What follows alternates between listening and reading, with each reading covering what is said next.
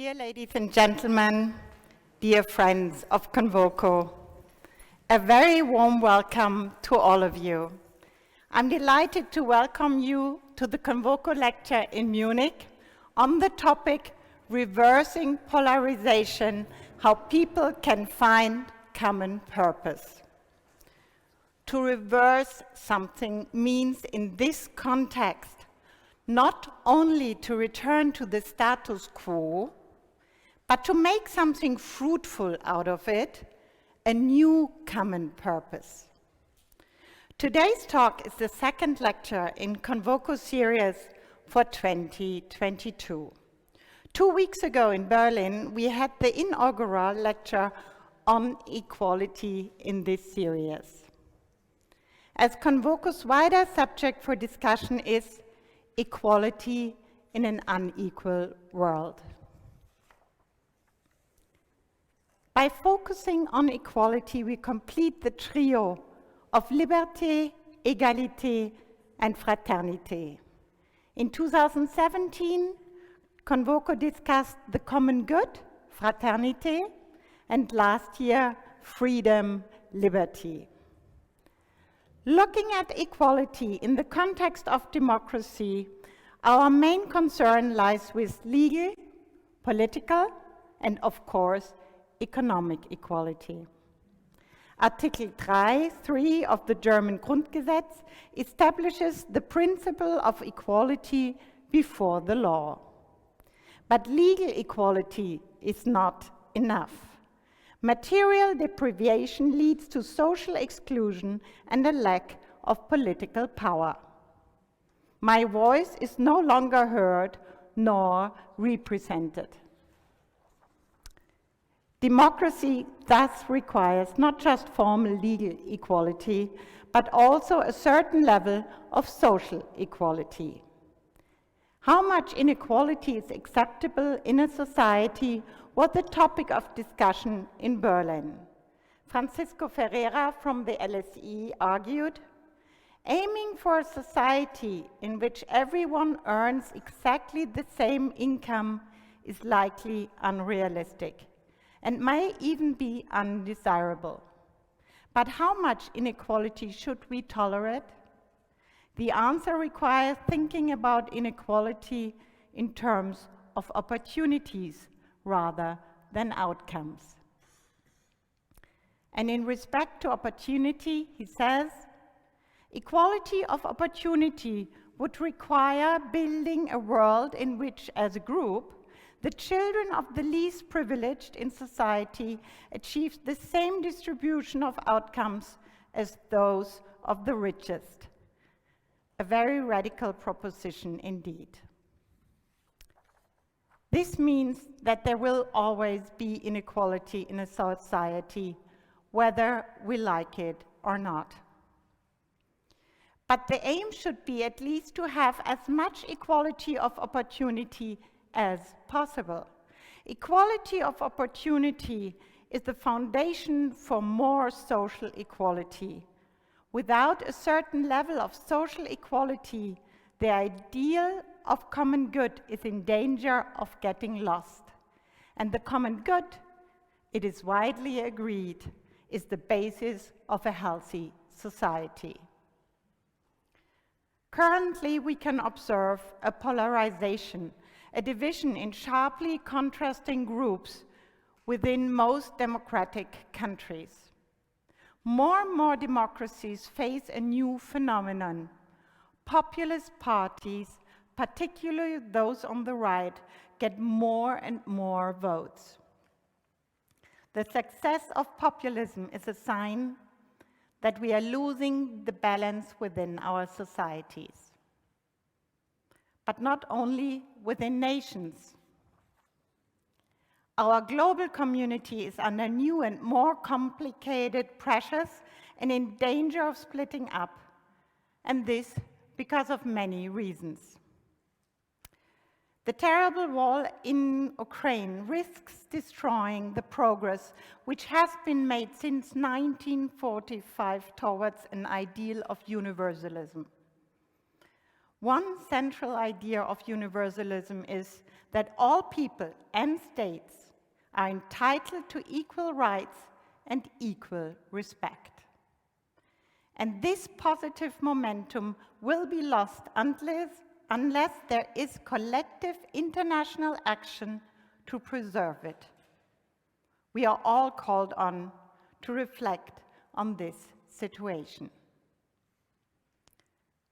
Let us have a further look at the factors which lead to polarization. There seems to be more and more inequality, particularly economic inequality in our world.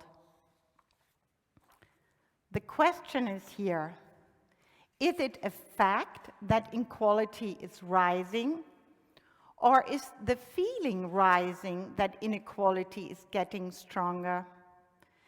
According to economic research, income inequality has been rising in the US and Britain since the 80s. But it has been rising much less within Western societies such as Germany and France. In Germany, income inequality rose between 1995 and 2005 and remained more or less stable since then. Among emerging and developing countries, the picture is much more mixed. A piece of good news is that the worldwide inequality, and in particular extreme poverty, has declined, mainly because countries like China and India have caught up. Yet in the West, we all live under the impression that inequality is rising. What could be the cause for this? One explanation may be the shrinking middle class in Western societies. The so-called elephant curve shows this development. It is a graph that illustrates global income growth between 1988 and 2008. It shows that the middle class of the West has lost out on global growth in that period. When the middle class loses out, the extremes on either side in the distribution of wealth are brought sharply into focus. Additionally, the technological revolution has caused a steep rise in the number of mega fortunes. The gap between the richest and the poorest is growing wider and wider.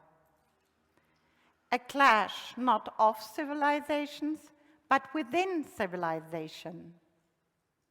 The fear of increasing inequality is now further stoked by levels of inflation not seen for decades.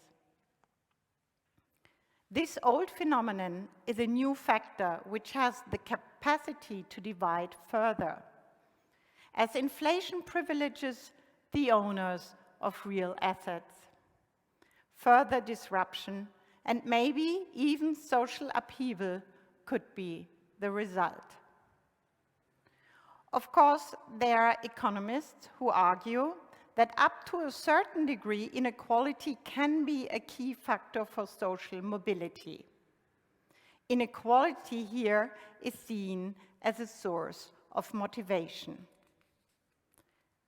This belief entails a sort of meritocratic mobility, and the possibility of such mobility is indeed a necessary condition for an unequal society to be a fair one. A belief in meritocratic mobility is associated with more tolerance for inequality.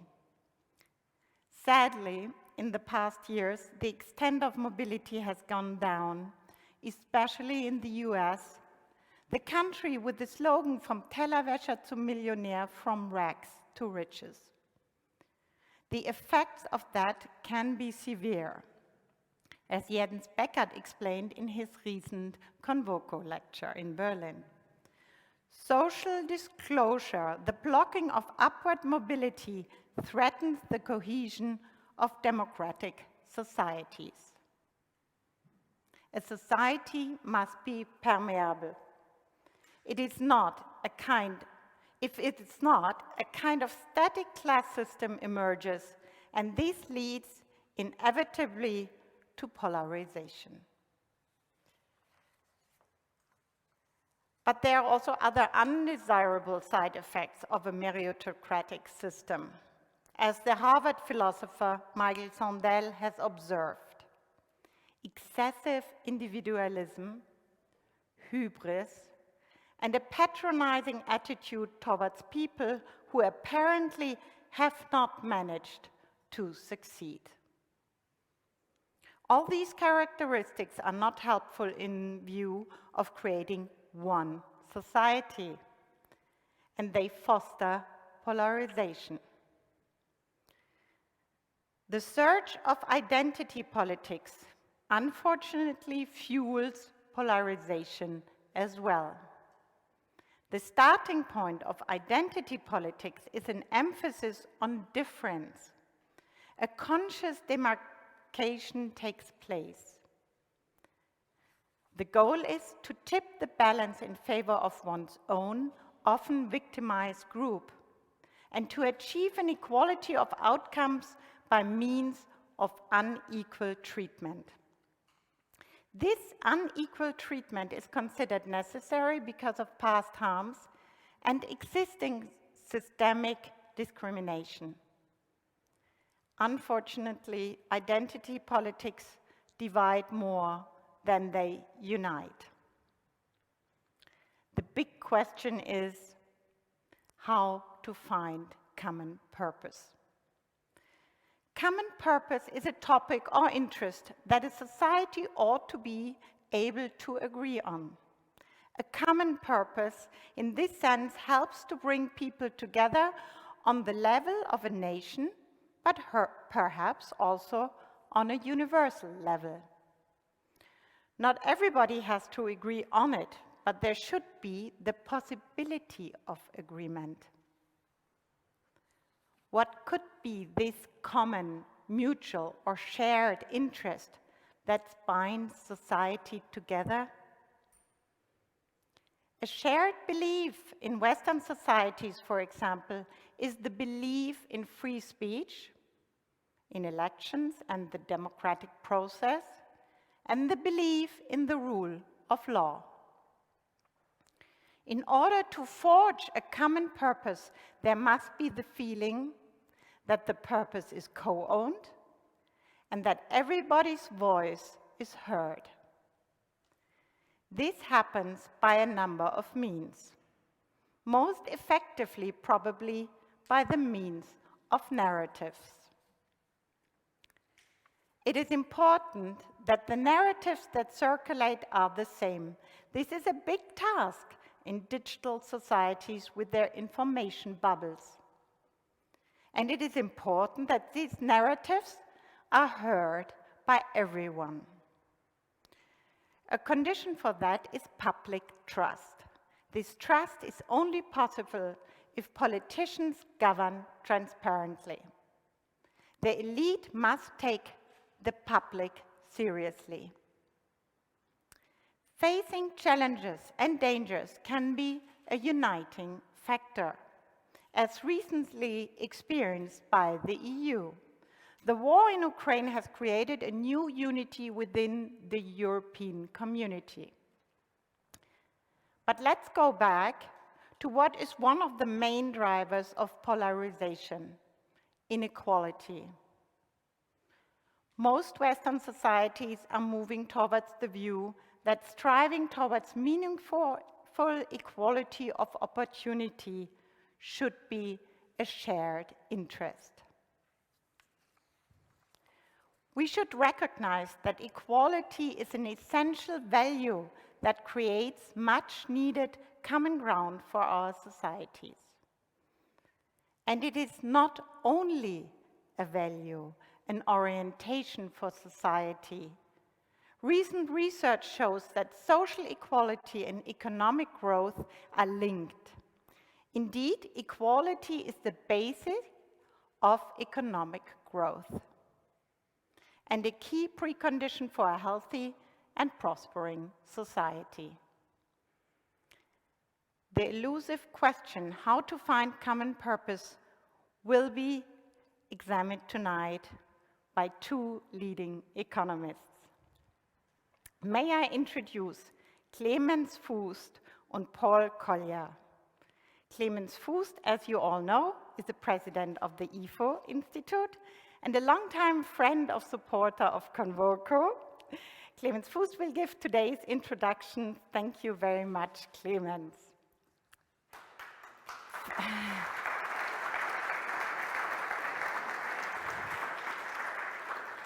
For our main talk tonight, I'm delighted to welcome Professor Paul Collier.